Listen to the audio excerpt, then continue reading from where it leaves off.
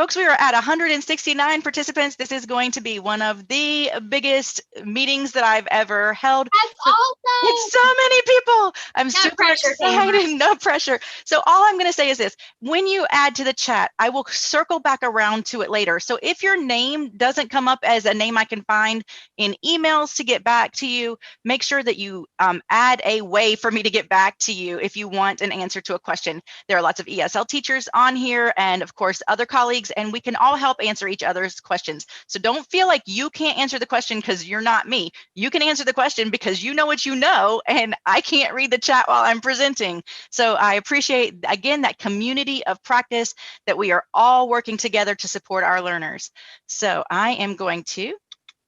Tamara, I'll monitor the chat and keep us up to date on that as we go through. Thank you so much. Yes, ma'am. Okay, here we go. So welcome to A Circle of Viewpoints. And again, I really think that this works for our English learners, specifically because it helps us to create language-rich, critical thinking classrooms. But for that reason, it's really good for a lot of learners, and it can be adjusted and scaffolded to meet the needs of any kind of group of learners. The ultimate goal of this process is to gain a broader and more complete understanding of the topic, event, or issue through this process. So before we go any further, let me just tell you all, I appreciate cameras on because it lets me gauge reactions, engage engagement. However, we're adults and we have other at-home responsibilities, and so feel free to keep mics muted and cameras off as needed, and feel free to show your engagement with cameras on. I know that the day after I got my second shot, I was almost useless. And so if you are recovering from yesterday's shot and your camera is off, I understand why. That makes so much sense that you're going to make sure you take care of yourself. And I appreciate that you are making the effort to be here and learn together with us, even in those circumstances. So just so you know, cameras on for engagement when you can, and cameras off to take care of your adult needs as needed. Thank you so much. Okay, so let's just start with perspectives. How many camera angles do you see? How many other perspectives can you imagine? Throw, and Yelich is in there. 3-2, sizzle to center, and that gets by Engel. Harold Castro will score. Jones has got speed. Santiago waves him home. Jacoby Jones will score as well. And inside the Parker. Okay. Anybody? 9.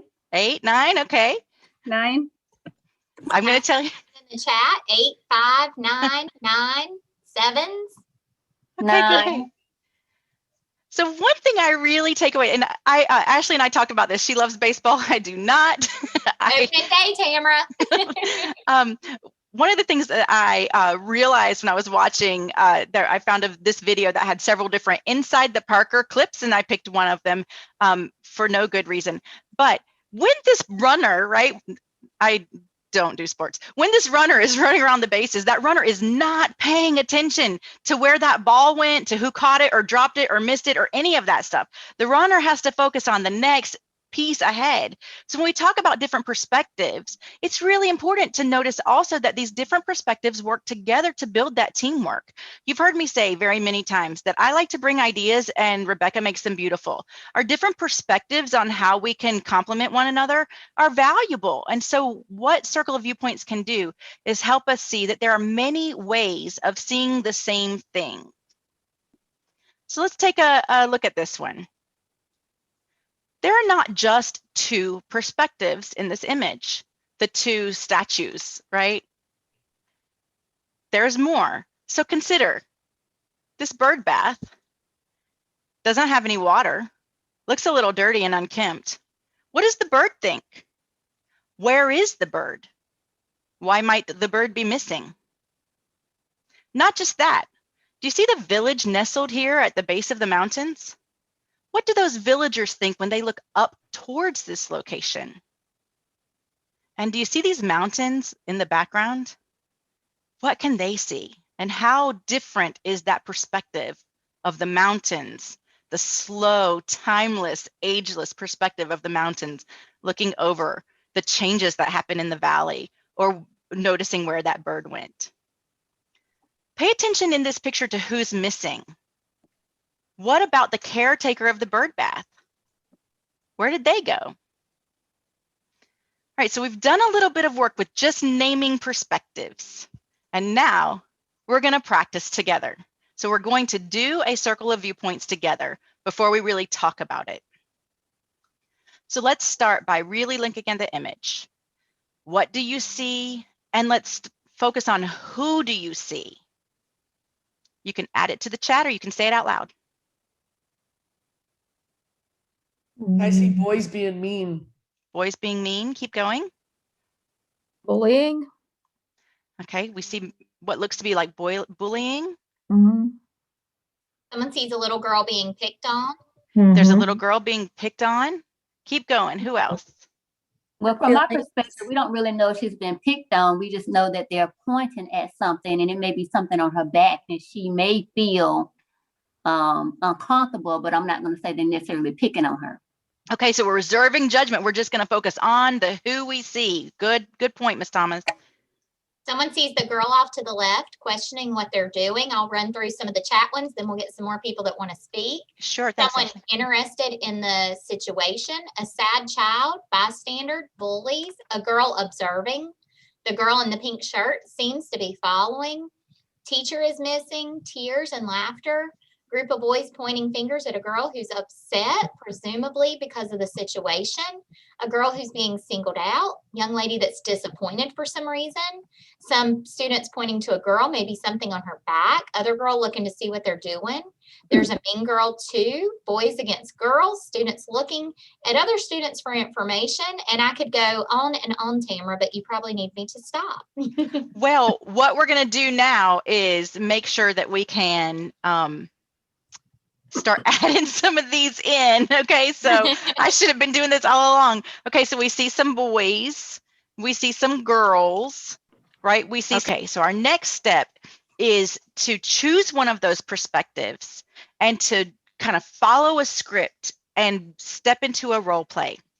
So I want to model for you, and I'm going to model for you something I don't think you would do. So I'm not taking yours, okay? So I am thinking of the topic from the viewpoint of the girl's braids. And I noticed that those braids fall over her heart. And so I think, I'm here for you. I'm here to hold you and guard your heart. And I don't want you to feel upset. You don't need those kids. You've got me. And the question I have from this viewpoint is, why can't these other people see how sweet this girl is and know her heart and know how genuine she is? So notice that when I took it on, the first eye was me, Tamara. And the second eye is me, that perspective, right? So I'm being that perspective. So let's take a minute and see if you want to add that to the chat, but I invite a volunteer to speak up and do one of those perspectives yourself out loud. I'm asking for anybody who wants to volunteer to take on one of those perspectives. We had a few, so take on one of the perspectives and go through the script. Walls. Someone mentioned the backpack. Would anyone that put those things in want to speak from those perspectives using this prompt, the backpack or the walls, the classroom? Well, I said like from the perspective of her backpack, like it's blocking her. It has her back. And so it's basically like, you know, guarding her from whatever they're pointing at or helping her, you know, kind of cope with whatever she's going through. I like that. Mr. Gordon, thank you for doing that. Do you feel comfortable doing that again and saying, I think, as if you are the backpack? So it'd be like, I think, yeah, I don't know where I would go with that actually. Okay, that's fine. Who wants to take on the perspective of the backpack? Be the backpack. What would you say? I would say, don't worry, girl. You've got my back. Oh, that's good. It really stretches your thinking. When we were doing a run through of this, Tamara was like, okay, so do it. and I had to sit there and really think through it. And I said, oh my gosh, this can grow kids' brains so much, because it's so hard to think of these inanimate objects and come up with that. I know that Ashley Jackson, I'm going to share yours in the chat. She said, I'm thinking from the perspective of the board in the background. I think I wish someone would pay attention to me. I wonder why I'm not interesting enough to look at. So I had not ever thought about the board in the background. So that those are some great things. And someone said this exercise is so poetic. It really is. It pushes that thinking. And this is something you could do with any age. Absolutely. And let's keep in mind that this is really about perspective shifting. So when I talk about what I think that person is thinking, I'm still me. And the beauty of this exercise is to become not me, to become something or someone else and see it from that perspective. So we're really changing perspective taking and perspective naming and sort of encouraging that curiosity. And I think it will eventually encourage that empathy. Other people can see this differently from me. So pay attention to some of the insights that you've had just reading the chat and hearing what other people have said so far. Let me know if there are any questions, because our next step is to move deeper and do a much more robust example. So let me tell you a few things about a Padlet. If you're not familiar, this Padlet is the kind that puts you can put your comments anywhere, and you can do that by double clicking on anywhere, or you can do it down here at the bottom with the plus sign. And I've given you up here in the left corner the template with some numbers 1, 2, 3, 4. You don't have to use them. That's there to make it easier for you. And we have 2 examples. So this is a chance for you to kind of process what you heard or what you offered in your breakout rooms. So feel free to use somebody else's ideas. We are generating ideas together, so you don't have to use your first idea. You can use the second idea or third idea that you heard that you really liked and you want to highlight. And then there's a way to connect it. If you want to try to figure that out, you can connect them together. So if there are several moms or several teachers or whatever, we can get those together. I want to show you that there are 3 specific elements to any visible thinking routines. And I think this is important because we need to make sure to make thinking visible that we're capturing the visible thinking. So we start with questioning, we move into listening, and we always make sure we're documenting, which is why I modeled that Padlet, why I modeled me writing it down onto the screen.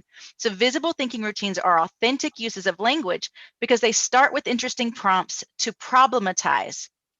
They offer our learners real reasons to follow their own natural curiosity, even as we model our own curiosity about what they might come up with through the routine. We can choose the right routine for our educational purposes by asking what questions are driving the learning and how do the questions help tell the story of our learning. It's important to remember that we should not, when setting up these routines, already know the answers. If we already have the answers, it's not going to be an effective prompt. When we prepare ourselves to listen to the new ideas students generate and build on as they listen to each other, we demonstrate our curiosity and interest so that we can capture the learning and thinking emerging from listening to what our students say. What makes thinking visible is the documentation. We used a Padlet, although there are many high and low tech tools that will be useful for these visible thinking routines. Consider Jamboards, annotation tools in Teams or Zoom, or simply poster paper in the classroom. Even Post-it notes on each student's desk to write as many things and then bring them to the board. It makes extending our thinking in our next class session so much easier to simply review our collaborative notes collected on the Padlet or as a screenshot from a virtual meeting. So what I mean is we've put a lot of things here together on our Padlet. The teacher, I need to come in and like kind of organize it, group some things together, but now we have some collected thinking. When I meet with my class again next session, we don't start over. I don't ask them, do you remember? I show them. We took notes. We remember because we put our thinking on paper. And so because we have it in our notes, we can start from here. So one of the big things that happens in visible thinking routines is documentation. And it can't be a visible thinking routine. It can be a good questioning activity, but it can't be a visible thinking routine until we document. So reasons why I like this, I serve as the lead ESL teacher, and why I like these routines, even though they're not specific to ESL standards, is that multilingual learners use and develop language through activities which intentionally integrate multiple modalities, including oral, written, visual, and kinesthetic modes of communication. And you could see that we did that together today. We can capitalize on the resources and experiences that ELs bring to school to build and enrich their academic language. I noticed in the chat that many of you had some connected experiences. I, might not be able to talk about the time a teacher hit my ankle with a ruler, but I've heard my English learner students tell me about that. So we had in the chat people who talked about experiences at certain types of schools or in certain places and times where they had some similar experiences that were brought up from the movie. Multilingual learners' languages and cultures are valuable resources to be leveraged for school and classroom life, and leveraging these assets and challenging biases help develop multilingual learners' independence and encourage their agency in learning. That's what we want for every learner. So even though that is part of our guiding principles from WIDA for English learners, it's true for a lot of our learners that we can leverage experiences. And for multilingual learners explicitly, they draw on not just their metacognitive awareness, but also their metalinguistic and their metacultural awareness to develop effectiveness in language use. So we can use this and other routines to create that language-rich classroom and give ample time for students to use and practice language. Circle of viewpoints and other visible thinking routines offer authentic reasons for students to practice English for academic purposes. So we can narrate from one perspective, inform others of what they're thinking. We might be able to explain why or how the students arrived at these questions, or even begin to argue by defending their perspectives in the follow-up discussions. So again, we're creating language-rich classrooms for purposes. I do think we need to scaffold up. We never water down instruction, and English learners are capable of entering into that higher order thinking, but we scaffold up without watering down. So here are some ideas that I have that I think will help us to make sure we have those scaffolds for this and other thinking routines. And one that I really like is that we started with generating a collective list. And many thinking routines do that. See, Think, Wonder, for example, we start with some simple see, then we move into think. And they have frames. So when we have a list, we've created a student-generated word bank or concept bank. And so now everybody can participate because they can read that word. I can put my hand under it, my finger under it, or my cursor under it and say, which one? I can ask them to point to one, and they can say that that's the one they're thinking of, even if they're pre-productive. So for younger learners, for English learners, teacher or peer as scribed can really help out a lot. So keep thinking about ways that we can scaffold and make these routines accessible and available to all of our learners.